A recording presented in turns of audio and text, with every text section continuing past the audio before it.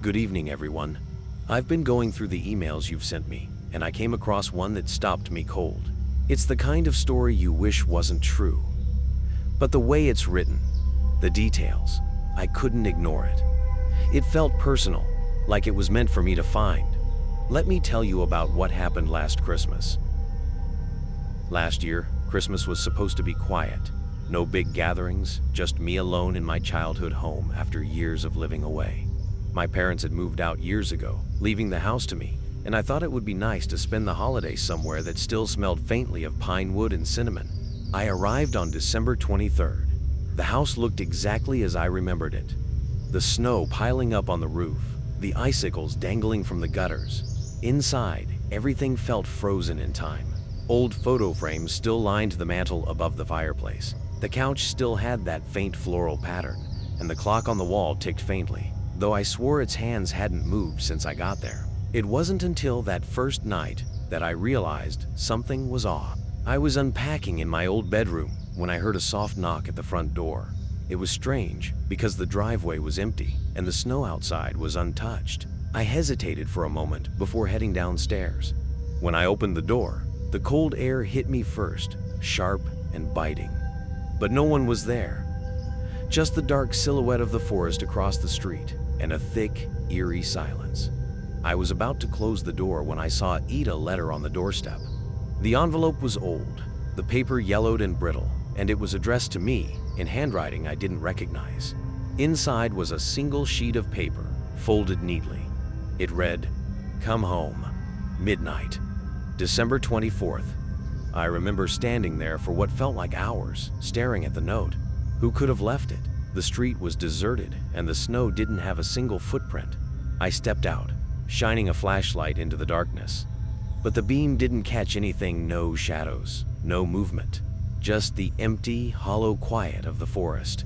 I told myself it was a prank, a coincidence, someone messing with me. But as the night went on, the unease settled deeper into my chest.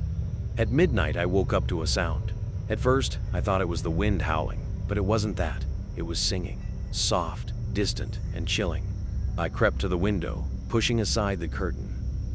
Outside, across the street, just at the edge of the forest, there were lights, flickering, faint, like candles swaying in an invisible breeze. And the singing it was louder now, an eerie melody that sounded like an old Christmas carol. But the words were wrong, twisted. I couldn't make them out completely, but they were pleading, desperate. I stood frozen, my breath fogging up the glass. Then, one by one, the lights went out, and the singing stopped. The next morning, I found another note on the doorstep. "Don't be late." By the time the sun came up on Christmas Eve, the events of the night before felt like a half-remembered dream. I tried to rationalize it, convincing myself I'd been overtired, that maybe someone in the neighborhood was playing a prank. But deep down, I knew that wasn't true. I spent the morning busying myself around the house, cleaning, decorating, anything to distract me from the growing unease. But the second I stopped moving, that creeping dread settled over me again. It wasn't just the notes or the singing, it was the silence. The house, the neighborhood, everything felt too still, like the world had been frozen in time. Even the clock on the wall seemed to tick slower, its rhythmic click-click, an oppressive reminder of how close midnight was getting. By early evening, the sky turned a dull gray, and snow began to fall again, heavy and unrelenting. I tried to ignore the time, telling myself I wouldn't humor the bizarre message. But as the hours ticked by, an inexplicable pull began to gnaw at me. What if I didn't go? I laughed bitterly at the thought. It was just a piece of paper, a stupid prank. But what if it wasn't? By 11:45 p.m., I couldn't sit still anymore. My heart raced as I grabbed a flashlight and a heavy coat, telling myself I'd go just to prove there was nothing out there. The forest was a short walk from the house, its edge marked by a row of skeletal trees that stretched into the night like blackened fingers. As I stepped into the woods, the world seemed to shrink around me, the dense canopy above blocking out the faint moonlight. Snow crunched under my boots, the sound unnervingly loud in the otherwise perfect silence. The deeper I went, the more I felt it. The air seemed thicker, colder, and I swear the shadows moved when I wasn't looking. At exactly midnight, I found it. In a small clearing, there was a circle of candles, their flames unnaturally steady despite the biting wind. In the center of the circle stood a single object, a mirror, tall and ornate, its silver frame gleaming with an unsettling brightness. I stepped closer, my flashlight beam trembling as it swept over the glass. My reflection stared back at me, pale and wide-eyed. But then it shifted. The reflection blinked. I hadn't. My heart stopped as the thing in the mirror leaned closer, pressing its hand against the glass. Its features twisted and stretched, like my face was being pulled apart, its mouth curling into a wide, unnatural grin. And then it spoke. "You're late." The voice wasn't mine. It was deep, gravelly, and laced with malice. I stumbled back, dropping the flashlight. The beam flickered and died, plunging the clearing into darkness. But the candles, they didn't go out. Instead, their flames grew brighter, casting long, flickering shadows that danced around me. "Why did you leave us?" The voice growled again, echoing in my ears. Suddenly, figures began to emerge from the trees, their outlines faint and ghostly, like smudges of smoke. They moved closer, their faces obscured, but I could feel their eyes on me cold, accusing. "Come home," they whispered in unison, their voices blending into a haunting chorus. I turned and ran, branches clawing at my face and arms as I stumbled blindly through the woods. Behind me, the whispers grew louder, angrier, until they became an ear-piercing wail. I didn't stop until I burst out of the forest, collapsing onto the snow-covered street in front of my house. When I looked back, the woods were still. But the whispers hadn't stopped. They were inside my head now, repeating the same words over and over. "Come home. Come home. Come home." I locked the door behind me, my hands shaking so badly I could barely twist the deadbolt.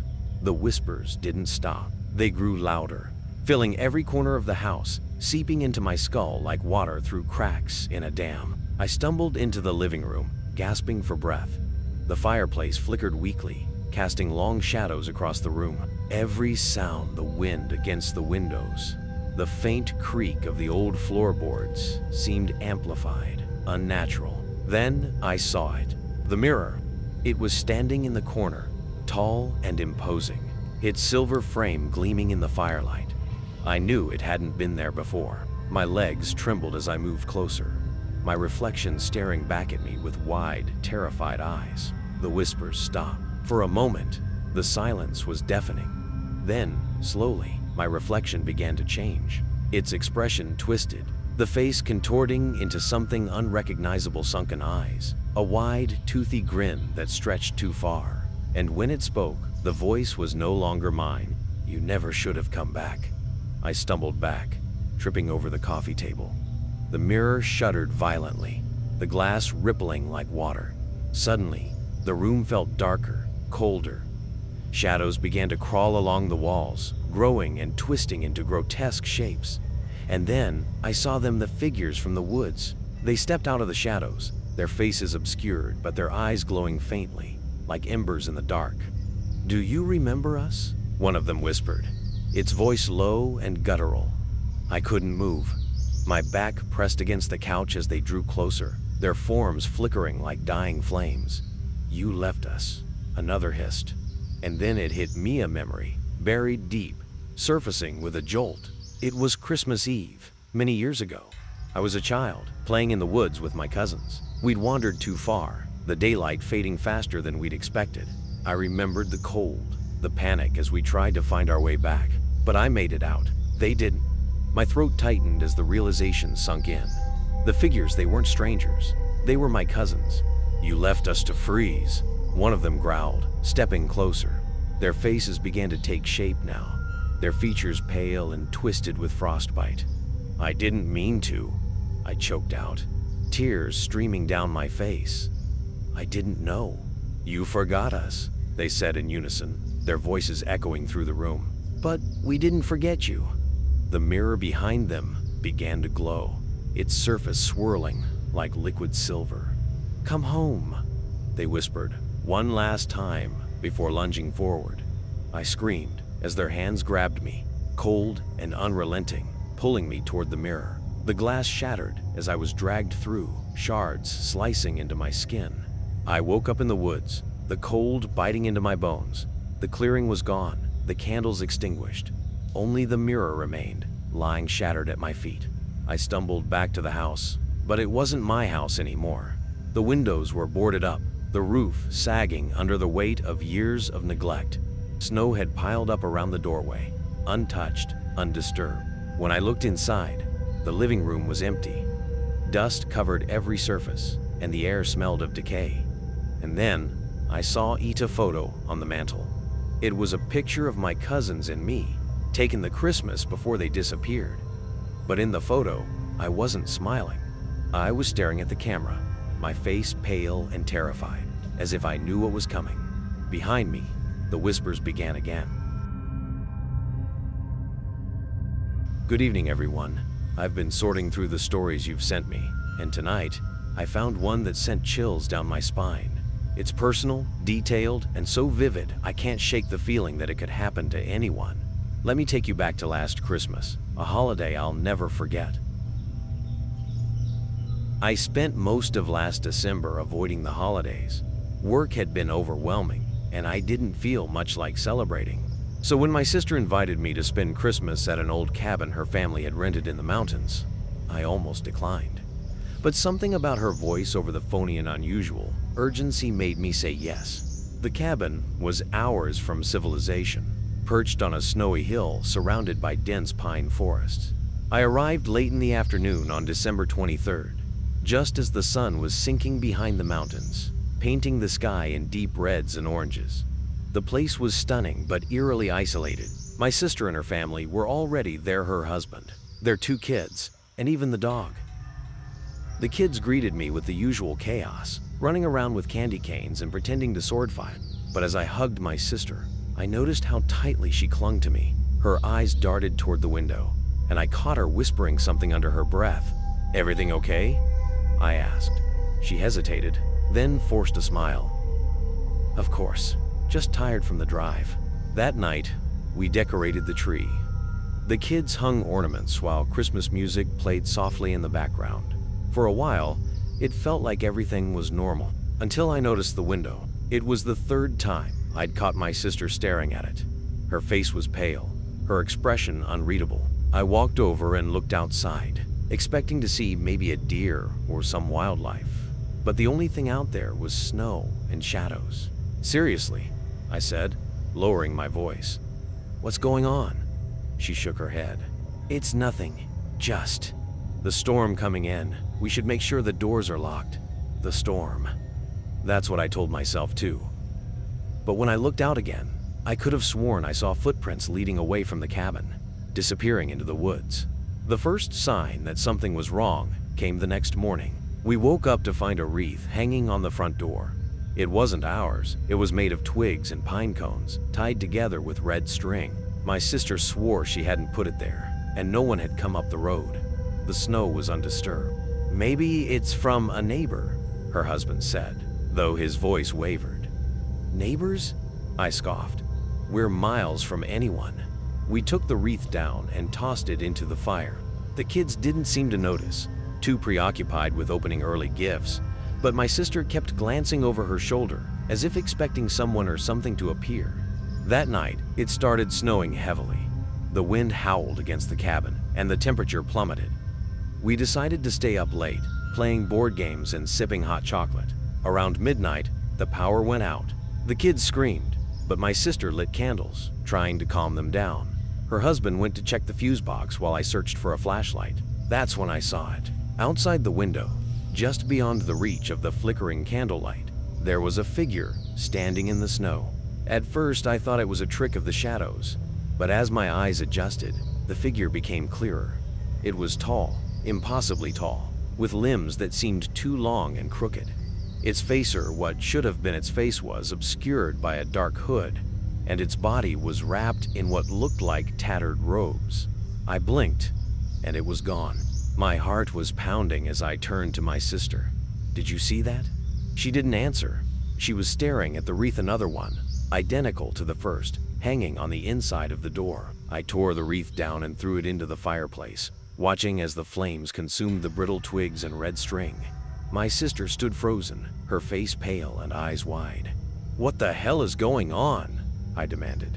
She opened her mouth to speak, but a loud crash from outside cut her off.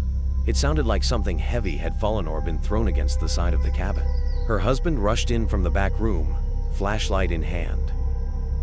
"What was that?" he asked, his voice tight with fear. None of us answered. We all stood there, listening. The only sound was the wind howling against the cabin, rattling the windows. And then we heard it, a faint tapping. It came from the front door, soft and deliberate, like someone gently knocking.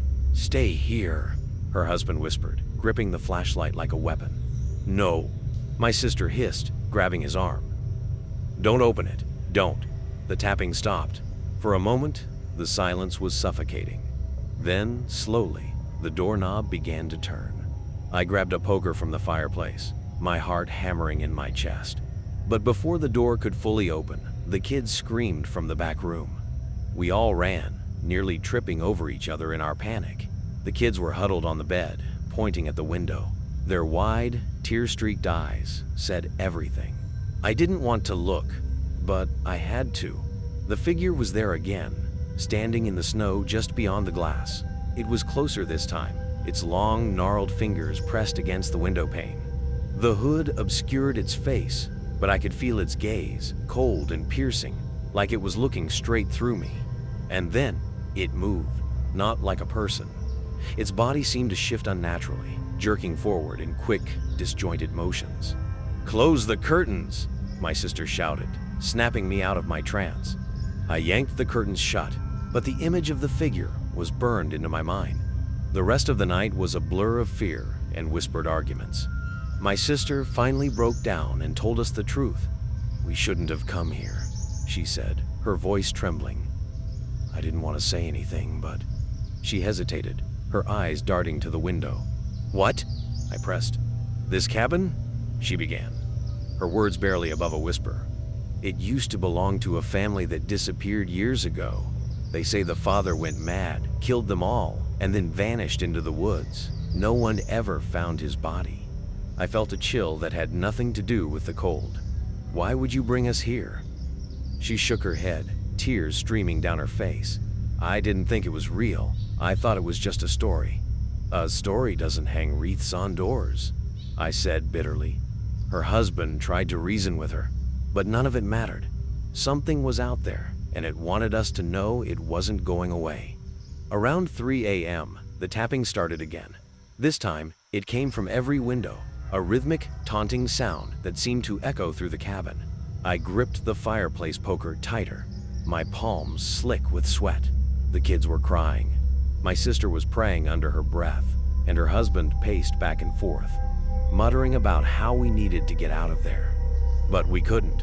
The storm was too fierce, and the nearest town was miles away. Suddenly, the tapping stopped. For a moment, I thought it was over. But then I heard it. A voice. It was low and guttural, like the wind was speaking, and it came from just outside the door. "Come out," it said, each word stretched and distorted. "Come see." I froze, my blood turning to ice. "No one answers it," I whispered. "No one moves." But my sister's husband wasn't listening. He marched to the door, throwing it open before we could stop him. The wind howled, snow blowing into the cabin. But there was nothing there. At least, that's what I thought. He stepped outside, flashlight sweeping across the dark woods. "Who's out here?" he shouted. "Show yourself!" And then we saw it. The figure was standing at the edge of the clearing, its long arms stretched out, fingers twitching. Its head tilted unnaturally, and for the first time, I saw its facer, what was left of it. The skin was pale and stretched tight, like it had been frozen solid. The eyes were empty sockets, black holes that seemed to suck in the light, and its mouth was a jagged, gaping wound. It raised one hand, beckoning him forward. "Don't!" I screamed. But he didn't listen. He took one step, then another, as if in a trance, and then it moved. Faster than I thought possible, the figure darted toward him, its limbs bending and snapping with sickening cracks. The last thing I saw before the door slammed shut was his flashlight falling into the snow. And the screams. The door slammed shut with a force that shook the cabin, and the screams from outside were cut off as if they'd never existed. For a moment, the silence was worse than the noise. My sister collapsed onto the floor, sobbing uncontrollably, clutching her children to her chest. The kids were too scared to cry, their faces frozen in wide-eyed terror. "We have to get out of here," I said, my voice trembling. "How?" she whispered, her voice hollow. "You saw the storm. We won't make it a mile." I glanced at the window. Snow pelted the glass, and the wind howled like a living thing. But staying here wasn't an option. Something outside wanted us, and it had already taken one of us. "We'll use the car," I said, trying to keep my voice steady. "We'll stick together, make a run for it." But deep down, I wasn't sure we'd make it to the car. We didn't have time to prepare. The tapping began again, louder this time, coming from every direction. The walls groaned, and the floor beneath us creaked like it might give way. Then the voice returned, low and guttural, echoing through the cabin.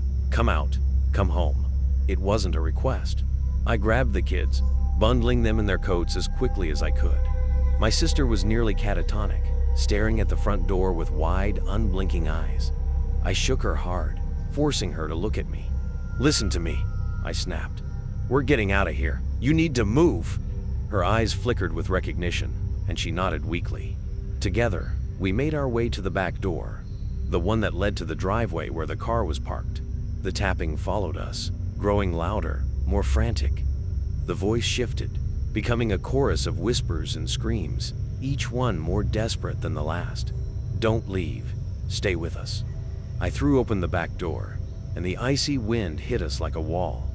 The snow was already waist-deep, and the car was barely visible, half buried under a thick blanket of white. "Run!" I shouted. The kids clung to my sister as we trudged through the snow, every step a battle against the freezing wind. My legs burned, my lungs felt like they were on fire, but I kept going, and then I heard it. A shrill, bone-chilling scream erupted from the woods, followed by the sound of something crashing through the trees.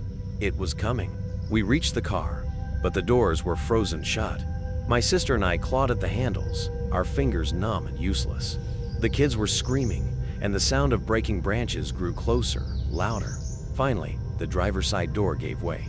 I shoved the kids inside, practically throwing them into the back seat. My sister scrambled in after them as I ran to the other side, yanking open the passenger door. Just as I climbed in, I saw it. The figure emerged from the tree line, its long limbs jerking and twitching as it moved. Its mouth was open wide, an unnatural grin that stretched impossibly far. It let out a guttural roar, and the sound was enough to freeze me in place. "Go!" my sister screamed. I turned the key, praying the engine would start. For a moment, nothing happened. Then, with a sputter and a roar, the car came to life. The tires spun uselessly in the snow, but I slammed my foot on the gas, desperation fueling me. The car lurched forward, the figure closing the distance faster than I thought possible. It slammed into the back of the car with a force that sent us skidding. The kids screamed, and my sister clutched them tightly, her face pale with terror. I didn't look back. I couldn't. I floored the gas, the tires finally catching traction. The car shot forward, barreling down the snow-covered road. The figure gave chase, its inhuman speed making my stomach turn. But as we rounded a bend, it stopped. I glanced in the rearview mirror and saw it standing in the middle of the road, its head tilted, watching us. And then it disappeared, swallowed by the storm. We didn't stop until we reached the nearest town.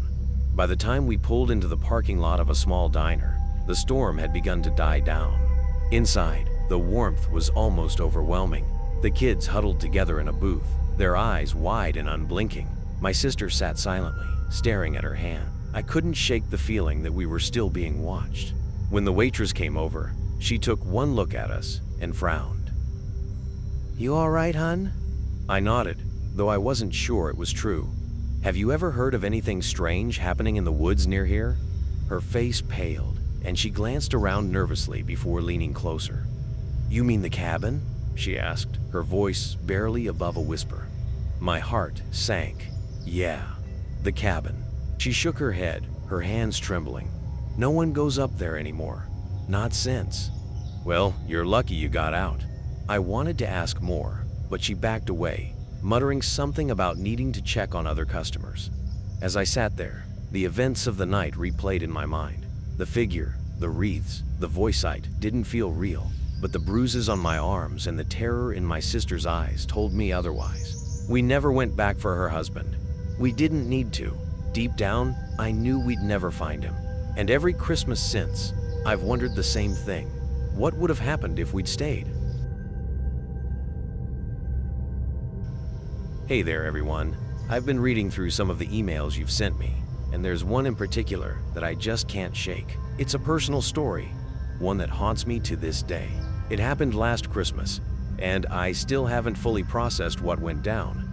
I hope you're ready for this. Trust me, you'll want to keep the lights on for this one. It all started with the invitation. My cousin, who I hadn't spoken to in years, reached out to me a few weeks before Christmas. We used to be close when we were kids, but after some family issues, we lost touch. That was until his message popped up on my phone-in invitation to join him and his family for the holiday at a remote cabin in the mountains. At first, I hesitated. A cabin? In the middle of nowhere? It sounded like the kind of place where people go to disappear. But something about his message felt urgent, almost pleading.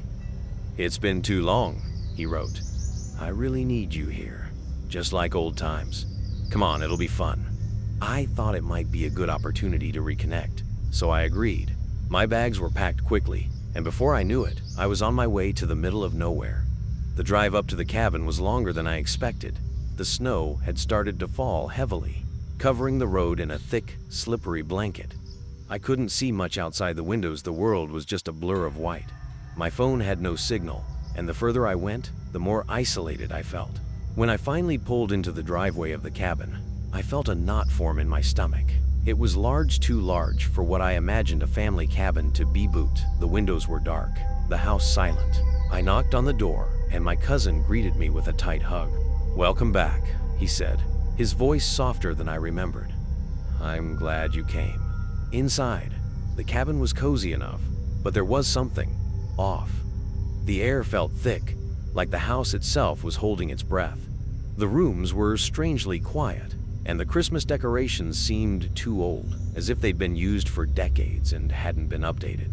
The walls were adorned with dusty wreaths, and the tree in the corner looked like it had been hastily put together, with uneven lights and worn-out ornaments. But my cousin was eager to catch up. He offered me some warm tea, and we sat by the fire, reminiscing about our childhood. As the night wore on, I started to relax. The cabin, despite its oddities, felt like a place I could stay. That is, until the first knock came. It was just after midnight, and everyone had gone to bed. I was lying in the guest room, the sound of the wind howling outside rattling the window panes. I was about to drift off when I heard Ida knock at the door. At first, I thought it was just the wind, but the knock came again. 3 sharp raps on the door. I sat up, my heart pounding in my chest. Who would be outside at this hour?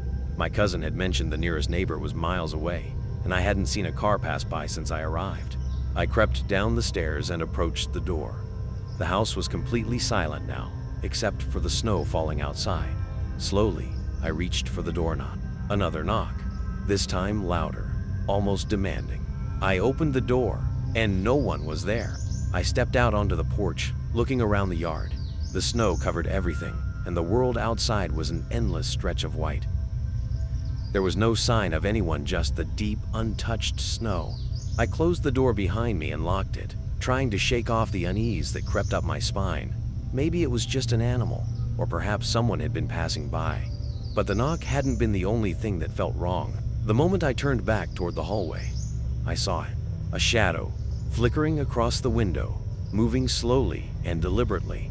I froze. Before I could move, I heard it again, the whispering. It started soft, barely audible at first, but it grew louder with each passing second. The voice's low, indistinct murmurs seemed to come from all around me, as if the very air was alive with them. I backed away from the window, my breath shallow and quick. The whispers filled the room, and the temperature dropped so rapidly that I could see my breath in the air. I looked around in panic, but no one was there to help me. I grabbed my phone, but it was dead.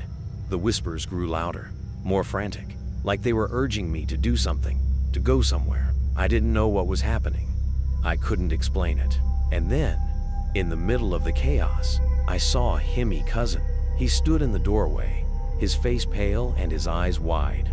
"You shouldn't have come here," he whispered. "None of us should have." I couldn't move. My feet felt like they were cemented to the floor, my mind racing, trying to process what I had just heard. "None of us should have come here?" I echoed, my voice barely above a whisper, the cold air making my breath visible. My cousin's eyes flickered nervously to the door behind him, and he took a step back, as though he were unsure whether to leave or stay. The whispers around us grew louder, more insistent, until it felt like the very walls of the cabin were vibrating with the sound. "Come with me," he said, his voice urgent. But there was something strange in Ida's hollow tone that made my skin crawl. "I have to show you something. It's the only way to make it stop." I hesitated. I didn't want to follow him. Every instinct in me screamed to run, to grab my things and leave this cursed cabin behind. But there was something in his expression, a kind of fear, that rooted me to the spot. I didn't know whether it was concern for him or just plain curiosity that made me nod. We walked through the dark, narrow hallway, the only light coming from the dim glow of the fire in the living room. The cabin was eerily quiet now, the whispers gone, replaced by an oppressive silence. I could feel my heart thudding in my chest, echoing in my ears. "Where are we going?" I asked, my voice shaking as I followed him down a staircase that led into what I could only assume was the basement. He didn't answer immediately, just kept walking, his steps slow, deliberate. As we reached the bottom of the stairs, I was hit with the smell of mildew and something more, metallic. I squinted in the darkness, trying to make out any shapes, but the basement was pitch black. The air felt thick, as if something heavy were pressing down on my chest. He stopped suddenly and turned to face me. "I should have told you sooner," he said, his eyes now wide, almost frantic. But I was hoping it would be different this time, that it wouldn't come for me. "Come for you?" I asked, the hairs on the back of my neck standing up. "What are you talking about?" He took a shaky breath, then began to speak in a low, trembling voice. "This cabin, it's not just an old house. It's a place where things that should never have been, are trapped. The people who lived here before, they didn't just disappear, they were taken. And every year, on Christmas Eve, the thing that took them comes back for more." I felt a chill crawl up my spine. The thing? What thing? He was silent for a long time, and when he spoke again, it was with such fear that I felt it in my bones. "It's not human. It never was. It's a entity, a creature that feeds on fear. It hides in the darkness, whispers in your ear, and when it finds you, it takes you. It doesn't just kill, it makes you part of it." "Part of it?" I echoed, my voice trembling. I wanted to leave, to run back up the stairs and never look back. But his eyes held me captive, the desperation in them enough to silence any attempt to escape. "Yes," he whispered. "When it takes someone, they become a part of it. Their soul, their essence is absorbed. They lose themselves, their humanity, and become a part of the thing's consciousness. It controls them, uses them. They're not dead, but they're not alive either." I felt my stomach twist in knots, the weight of his words settling in like a leaden weight on my chest. I wanted to laugh, to dismiss it as some kind of horror story or delusion, but the look in his eyes made it impossible. "I didn't want you to get involved," he said, his voice cracking. "I thought it would be different this time, but it's coming for me. It's been calling my name ever since I arrived. It knows I'm here." Before I could ask another question, the lights flickered on, the sudden brightness making me squint.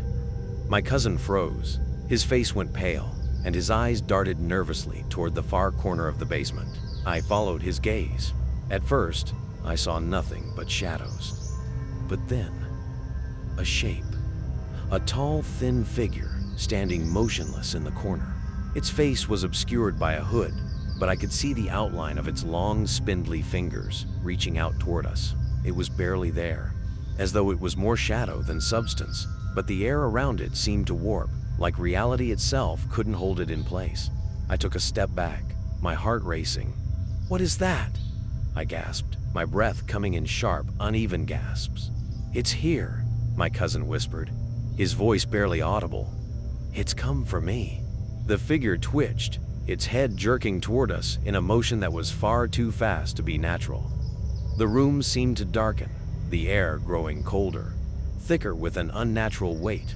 The whispers started again, louder now, filling my ears with 1,000 voices, all speaking in tongues I couldn't understand. My skin prickled with the sensation that something was crawling under it, trying to break through. "Run!" my cousin shouted, but his voice was drowned out by the rising cacophony of sound. The thing in the corner twitched again, and then it stepped forward, its limbs bending and twisting in unnatural angles as it glided across the room toward us. I didn't wait. I turned and ran, but the stairs seemed to stretch, like they were moving away from me as I descended further into the darkness. My heart hammered in my chest as the thing's whispers grew louder, more urgent, as if it were calling me by name. Suddenly, I felt a hand on my shoulder. I spun around, hard in my throat, but there was no one there. And that's when I realized the whispers were coming from all directions, closing in on me. I couldn't escape. The cold air wrapped around me like an invisible hand as I sprinted down the basement hallway. My legs burned with exhaustion, but I couldn't stop. I couldn't look back. The whispers were relentless, now a roaring chorus in my mind, overwhelming my senses. Each step I took felt like I was sinking deeper into the earth, as though the floor itself was trying to swallow me whole. I heard my cousin's voice somewhere behind me, faint and distant, but I couldn't make out his words. The thing was closer now, its presence pressing in on me, suffocating me with its cold, suffocating aura. My heart thudded in my chest as I reached the stairs, my hands trembling as I grabbed the railing to pull myself up. But the stairs weren't just long, they were endless, stretching farther than I could run. "Come back." The voice that whispered my name was not my cousin's. It was deeper, more guttural, like 1,000 voices layered over one another. The words slithered into my mind, filling my thoughts with a sense of despair I couldn't shake. I kept running. The stairs seemed to go on forever, the darkness closing in around me as I pushed myself upward, my breath shallow and ragged. My legs were like lead, but I couldn't stop.